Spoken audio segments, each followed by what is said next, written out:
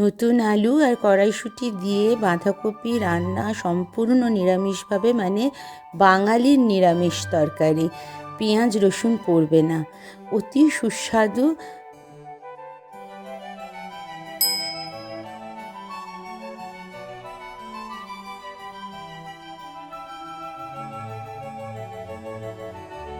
সরস্বতী পুজোর দিন খিচুড়ির সঙ্গে এর স্বাদ তো অতুলনীয়।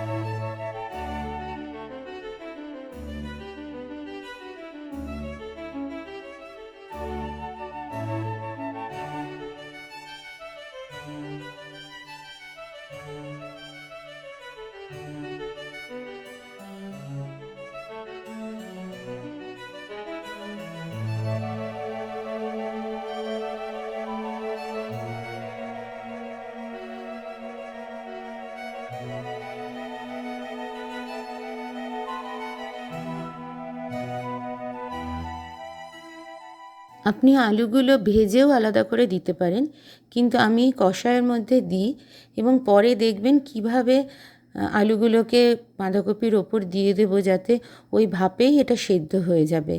তাহলে আলাদা করে বেশি তেল দিয়ে আলুগুলো ভাজার আর প্রয়োজন হবে না।